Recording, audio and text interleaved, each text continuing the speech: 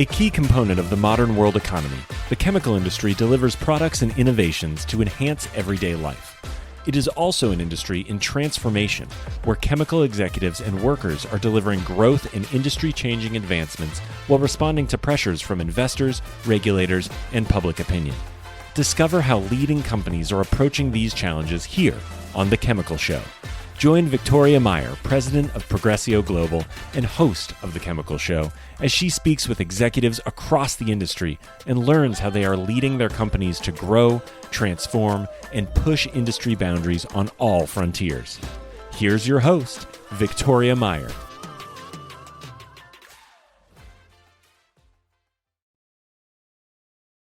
Hi, I'm Victoria Meyer. Thanks for listening to this episode of The Chemical Show. During the month of April, we're focusing on sustainability and talking to a variety of guests that bring in some different angles on sustainability and chemicals. I have the privilege of speaking with Emily Tipaldo, who is the Executive Director of U.S. Plastics Pact.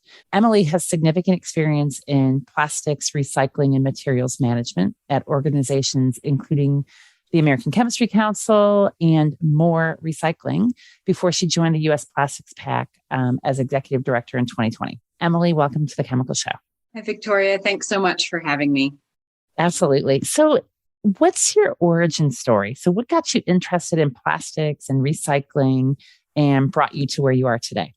I have a very non-traditional career trajectory. I do like talking about it, particularly with students, because, it's definitely, if you had asked me 15 years ago where I thought I would be in 2022, this is not what I would have said by any means. I guess I shouldn't say pretend. I've learned and relearned a lot of technical things over the years through actual research and osmosis from working with some incredibly smart people in different organizations. But I am a history degree holder and have a master's in international affairs. So at the time when I finished my master's degree, I thought I might go to law school. I thought I would work for a think tank on sort of international policy, kind of wonky political stuff. And then, world forces happened. Lehman Brothers went under.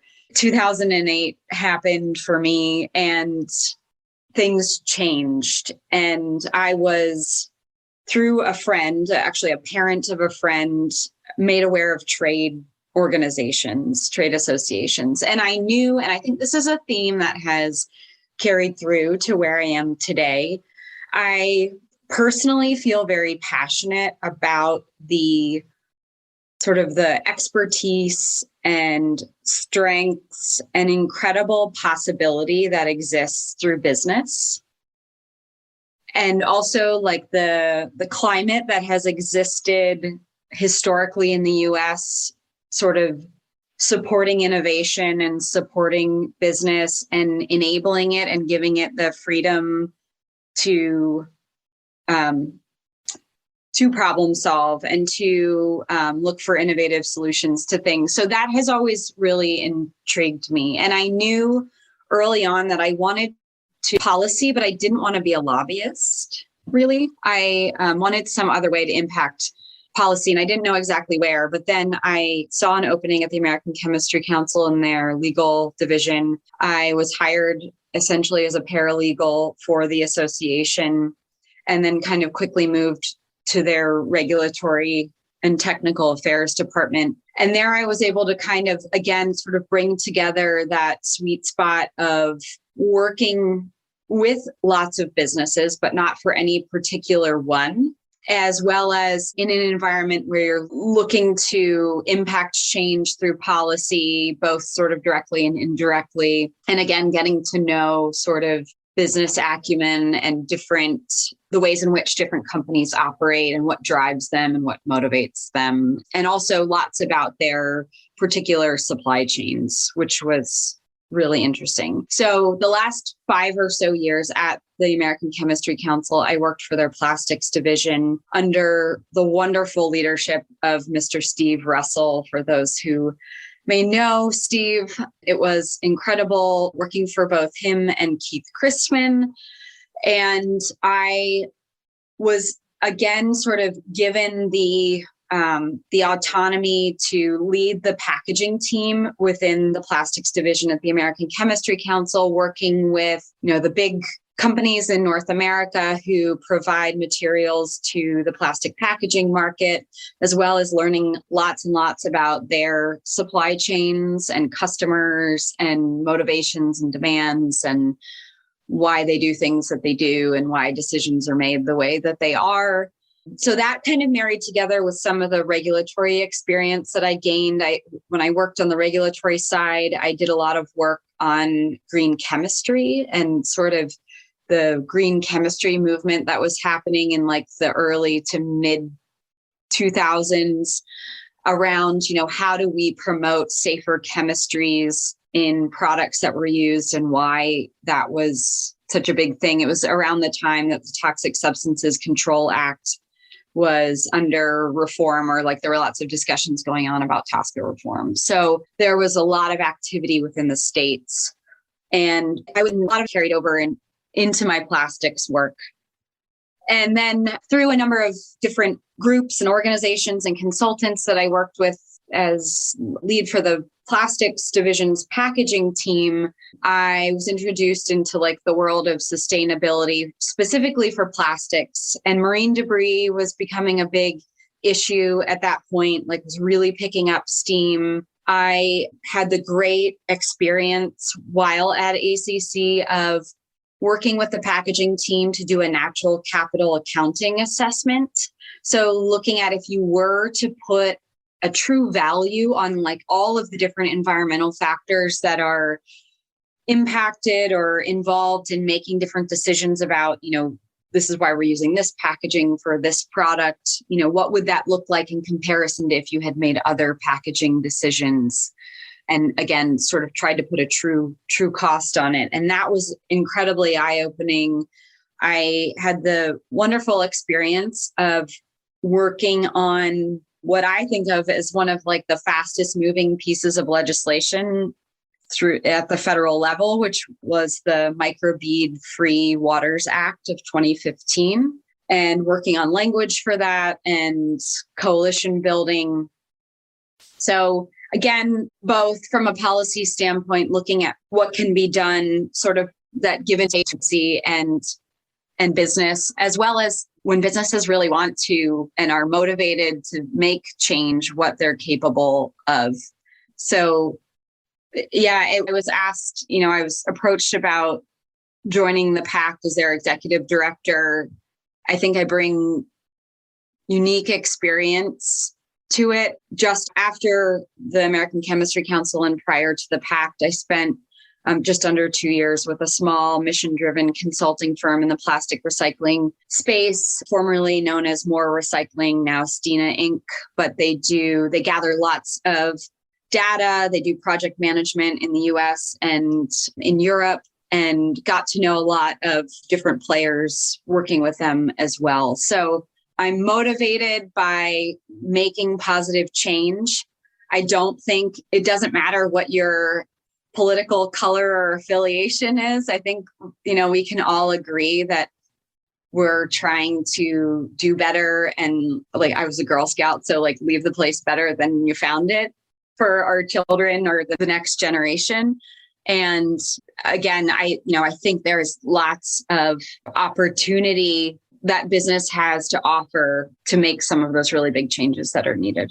Makes sense. So, so it sounds like your early career set you up well to join the U.S. Plastics Pact, which you did in 2020. And, and from my perspective, it seemed like 2020 was a really, maybe almost a transitional year in sustainability. I mean, all of a sudden, it seems like everyone is talking about sustainability and circularity and all those kinds of topics. So tell us a little bit about U.S. Plastics Pact and what it is and what its mission is.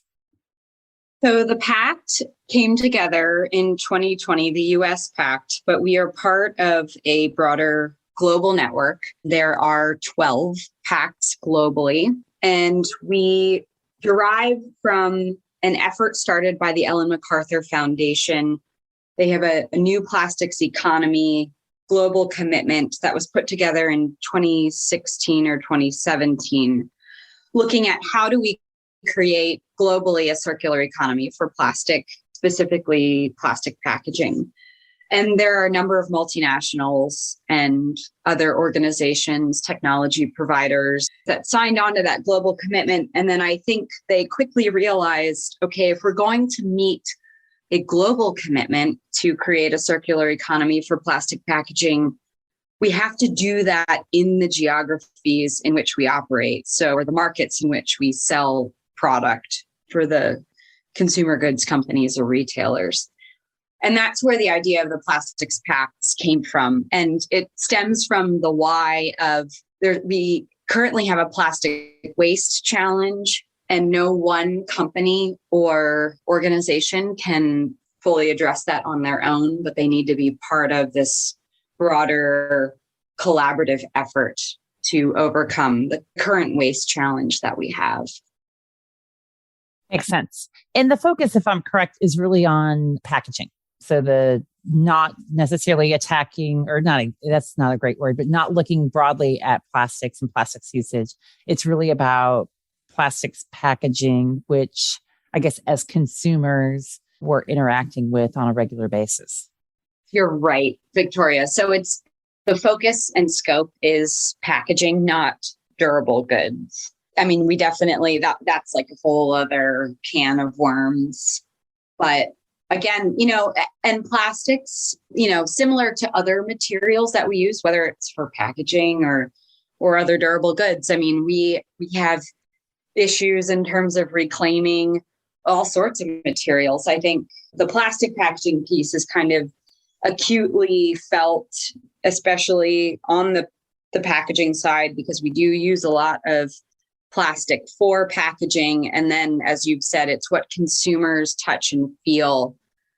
And so then there's a sense of, okay, what are we doing with all of this stuff? And does it have any value in the system? I think that brings up another point in terms of the why of the pact, which I talk about a lot, and it's not something that's easily overcome, but I would feel as though I was doing a disservice if I didn't mention it, is we currently don't have value in the system to create a circular economy for most materials, but especially for plastic. So we are in this dynamic in the US and globally where all the way upstream, extractive industries and virgin material manufacturers receive lots of government subsidies for oil and gas exploration, for example, tax credits, benefits, and then all the way downstream in the US, it's incredibly cheap to put something in a landfill.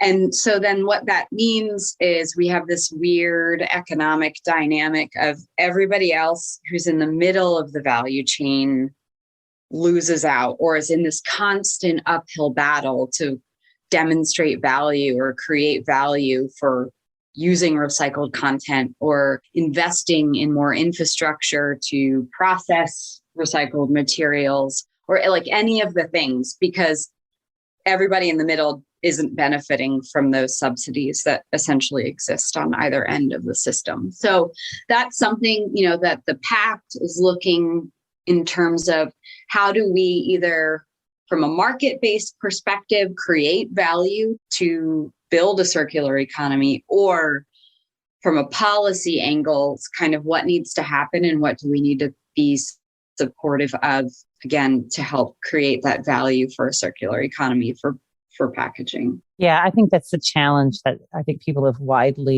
it's understood, at least at a corporate level amongst an association and industry level, in terms of the challenges and the lack of just, frankly, the high degree of fragmentation when you look at the consumer end as it relates to waste disposal, recycling, et cetera. And it's really difficult. It's as a consumer and even somebody, and I feel like I'm a well-educated consumer when it comes to plastics.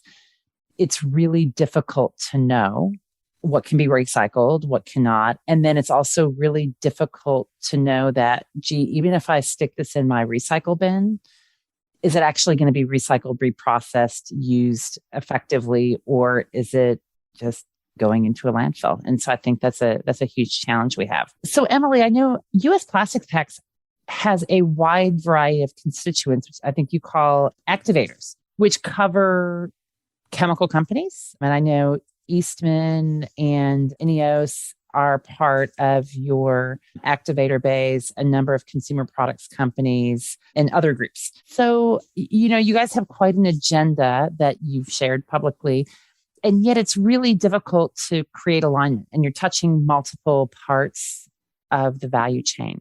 So when you think about kind of who your target audience is as you're really trying to create change, who is it? How do you see this change coming about through the US Plastics Pact? That's a great question. But I think I will land the whomever, and so this could be a consumer goods company or a retailer with private label products. Whomever is putting products out into the market is really the target audience. And I know there are lots of different considerations or factors from kind of all angles in that. But really, when you think about it, and this is something that I challenge our group, like our broader PACT network, regularly. You mentioned we call our signatories or our members activators. And that's because, this is kind of a unique organization in like the activators, the signatories are the groups, the entities who will meet our stated goals or targets, as we call them. Like I'm a mere facilitator in all of this. It's, we're different in that it's not like a trade association or even some other research projects or initiatives that are out there where it's like you pay your dues and you show up to some meetings and then consultants or staff go away and do a research project and then come back and present the findings to you. And then you do like a campaign about it. This is way different in that everybody who's joined the pact has shown up and like signed up to this activity, knowing that they are signing up to work toward 4 really aggressive targets on a 2025 aggressive timeline about, reducing certain things, designing for full reusability, recyclability, or compostability, helping to really drive up the national recycling and composting rates, and looking to really drive up the use of post-consumer recycled content in plastic packaging. So those 4 targets or our 4 goals, really solid foundation for us. So then the question, or what I challenge folks with often, is in order to help make what is essentially generational change in driving toward these 4 targets in such a short amount of time, it's like you have to be introspective and ask yourself, what is in my control? Because I think for too long, too many parts of the plastic packaging value chain have said, oh, it's the consumer. They're just not doing what they're supposed to be doing with it. Or like, oh, we just don't have the infrastructure. Or like, oh, the way that our waste contract is, they're not really inclusive or including all of the things that you really could include in your recycling bin. Like everybody and their brother has been blamed for the system not working.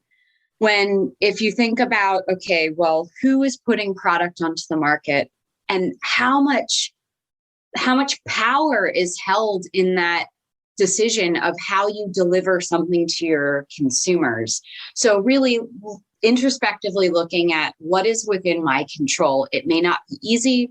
It may not be cheap, but there are probably lots of things that you could like check those boxes off. And then whatever isn't in your control, what can you do to maybe be a part of the supporting solution? We'll be right back.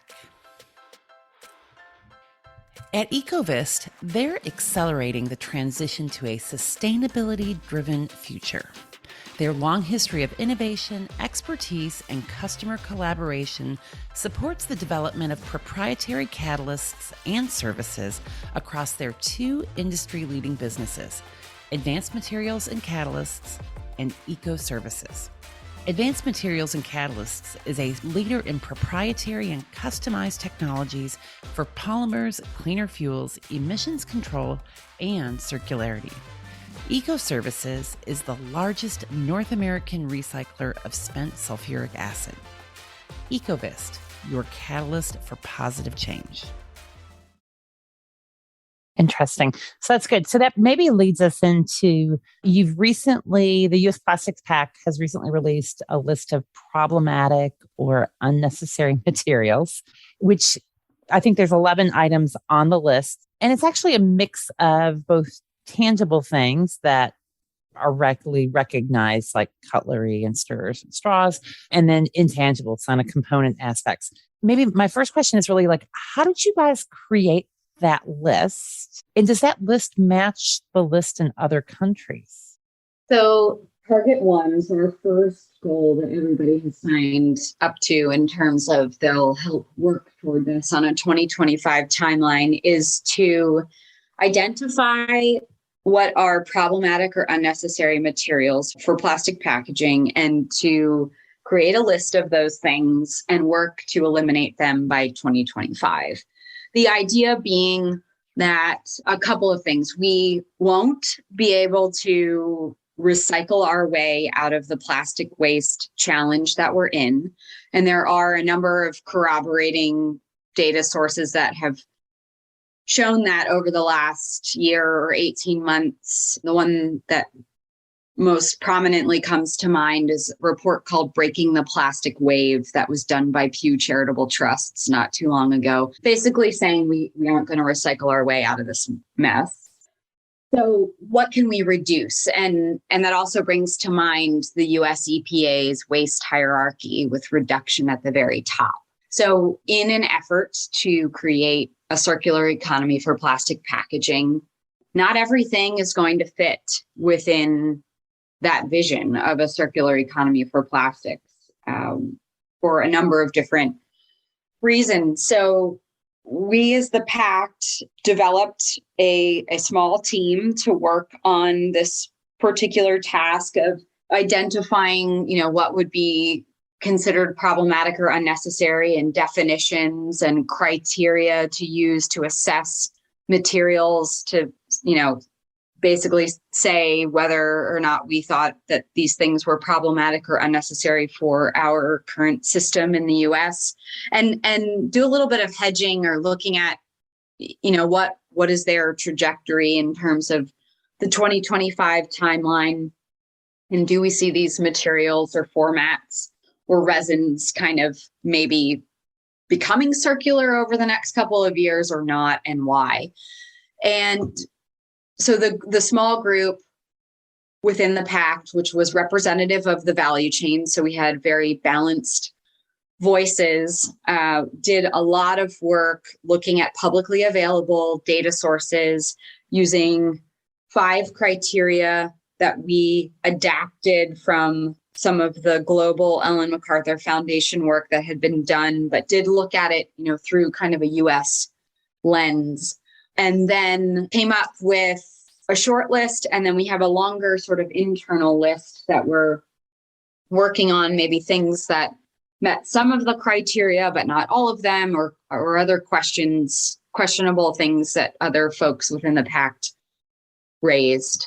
And so I would definitely encourage folks, if they're interested in that, or there's a corresponding decision tree and more information about the Pact scope and definitions and all that good stuff on our website to check out if folks are interested. So what's been the response, right? So I know you published it a month or two ago, I think it was. What's been the response so far that you guys have seen, or that your activator and member companies have seen? Yeah, we've been really pleased with the response. And I personally feel like we've landed in a good spot. We did have some opposition from completely polar opposite ends of the plastic packaging value chain or opposite ends of the, I don't know, from like an ideological standpoint on plastic packaging, criticism of polar opposites. So I feel like we've landed somewhere in the middle. And you had previously asked, is it similar to other lists that are out there?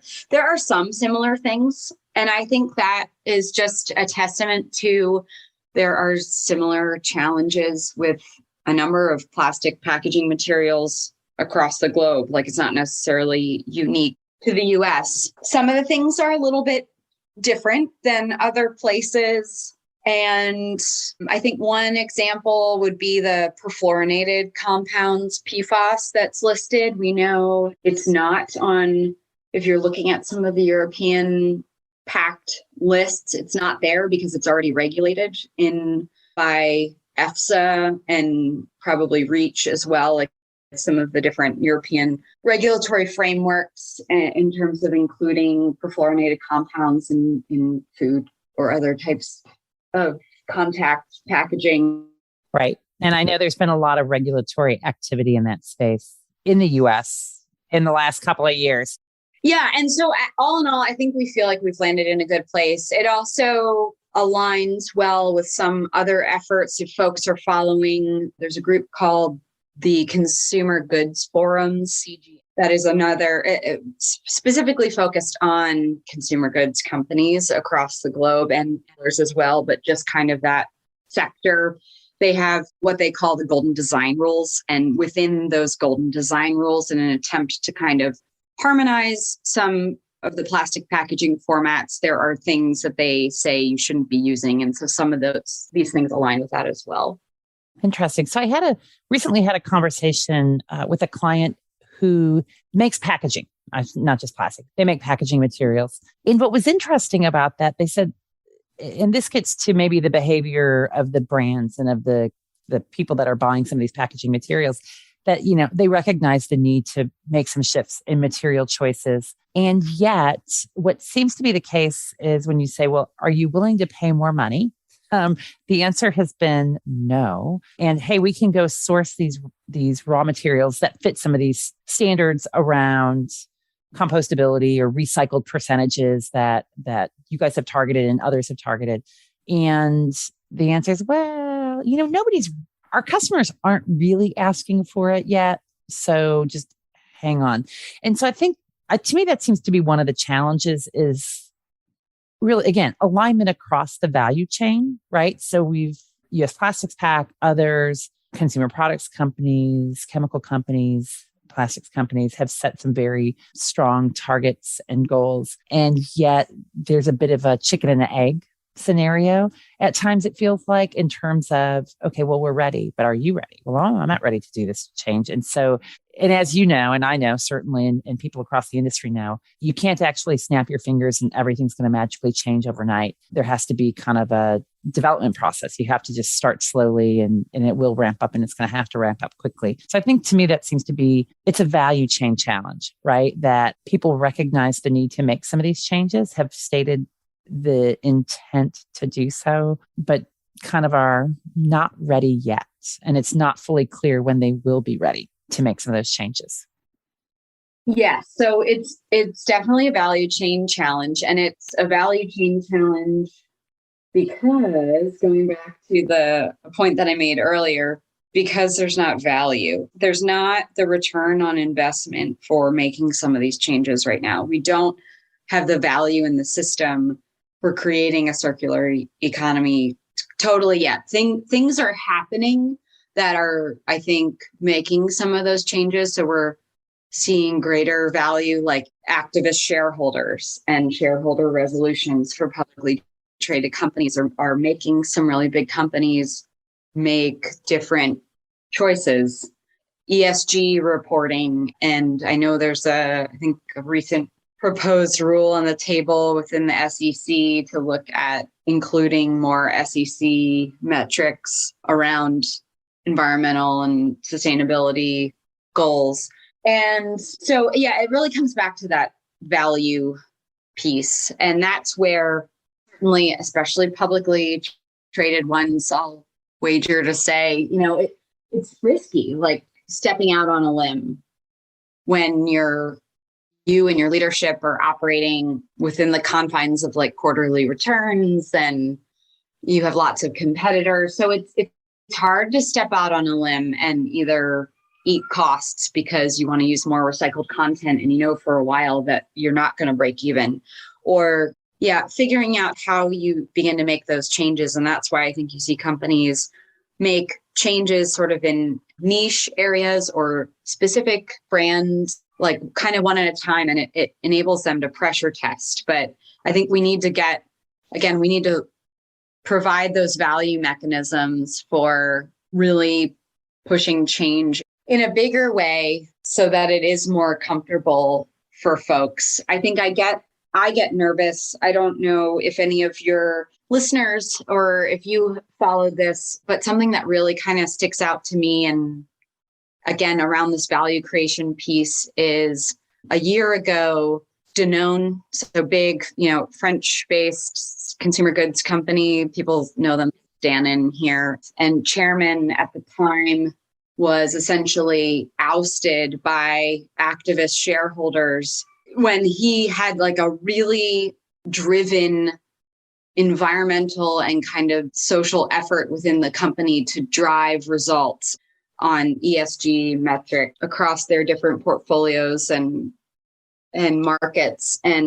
But he, again, in the midst of really trying to push that within the company, I know from other areas where, for example, and this is where like the brass tacks comes into play, where in certain markets, Danone's procurement folks, so those who are looking at what materials are we using and buying for our packaging, their performance was directly tied to their sustainability goals. So it's not just about driving down to cost option to get the performance that we need. It's about, are we also meeting these other metrics? And so that changed their decision-making process. Whereas in other parts of the world, the procurement team's performance was not tied to sustainability. And therefore, like the lowest price is going to win every time for the material.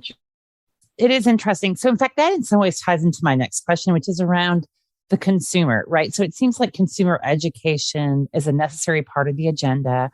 At times, some of the, I'm going to say, quote unquote, sustainable choices, sustainable packaging, it's a bit of I'll just say it's a rich person opportunity, right? Yeah. Okay, if I'm going to go buy the high end cosmetics or, skincare, whatever, of course I expect it to be in a more sustainable. I'm willing to pay the extra money for the packaging because frankly, I'm already paying the extra money for the packaging.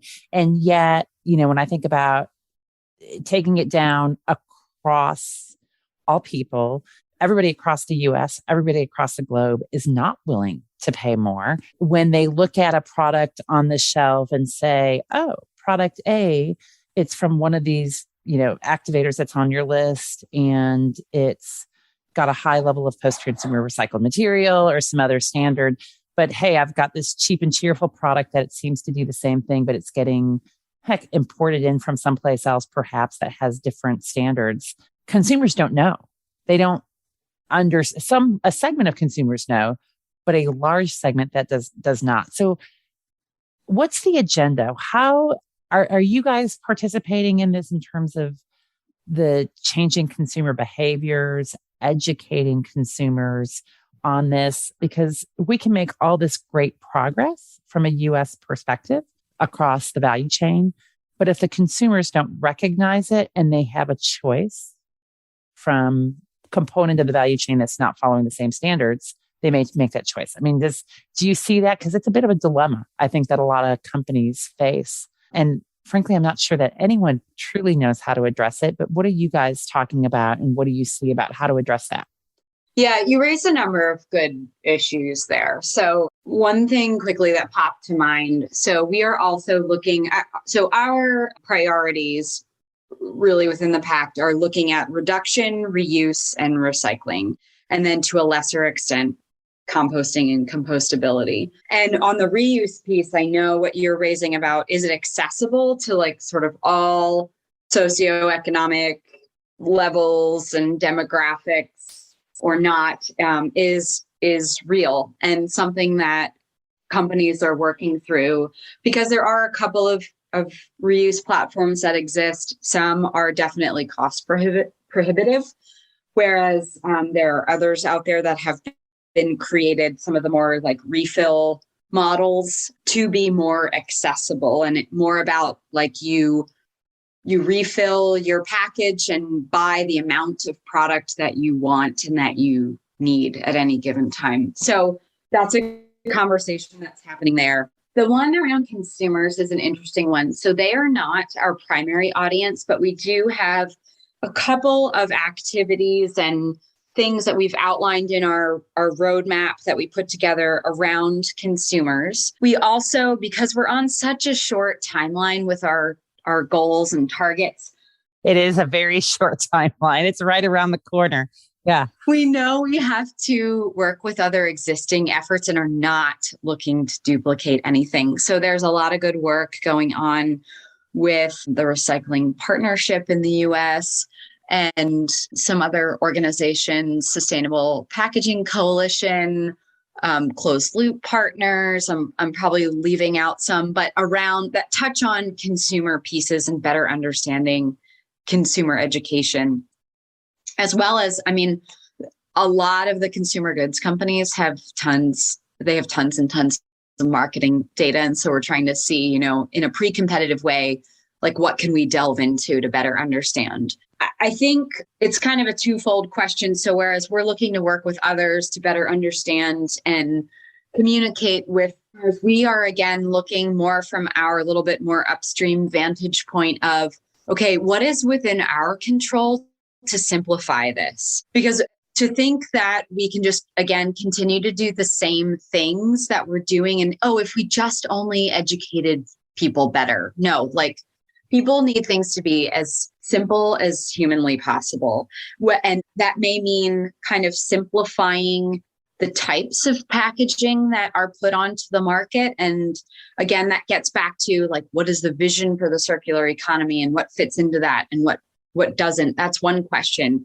Or simplifying the technology, like from a material recovery facility standpoint and a reprocessing infrastructure, either simplifying or harmonizing that infrastructure so that, you know, generally speaking, across the board in the US, you know that this particular package will be handled properly when you put it in your recycling bin because there's a standard level of capability to, you know, to handle, to sort and collect and so on. So some of that stuff definitely needs like the simplification.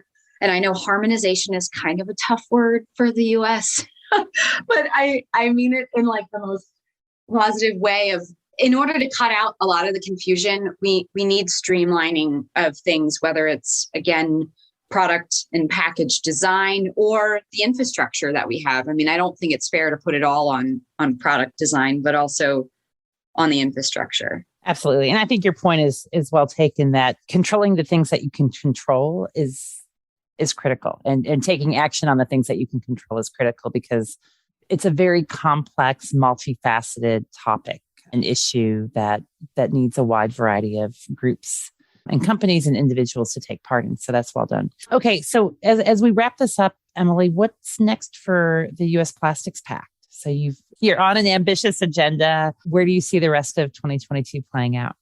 We have lots of tasks and deliverables. If folks are interested in kind of looking at what's on our agenda, I do encourage everyone to take a look at our roadmap 2025, which is on our website. We released that last June now, but it speaks to, you know, we have these 4 targets.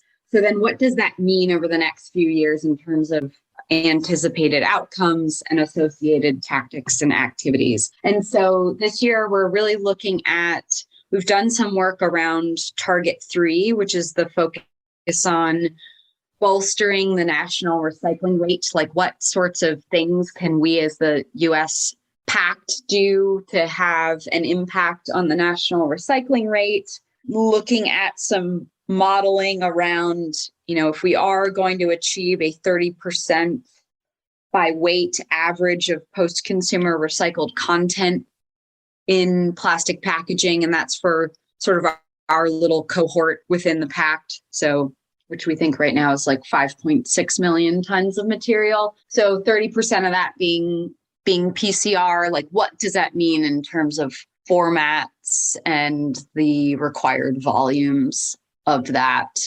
And then the challenge of food contact versus non-food contact. Yeah, that's a whole big challenge as well. So interesting. Well, yeah. Good. No, that's really good. And in fact, your website is linked and will be linked in the show notes and on the blog, on the webpage for this episode. So people can go to the webpage or to the show notes to find the link to learn more about U.S. Plastics Pact. Emily, thank you so much for joining us today. It's been really a great conversation, and there's a whole lot of depth and a lot of passion, I know, around this. So I appreciate you sharing that with us today. Thanks so much for having me. And yeah, hope everyone gives our website a look. Thank you. Awesome. And thank you everyone for joining us and listening today to The Chemical Show. Keep listening, keep sharing, keep following, and keep liking the podcast and listening to more great episodes. So thank you so much. We've come to the end of today's podcast. We hope you enjoyed your time with us and want to learn more. Simply visit thechemicalshow.com for additional information and helpful resources.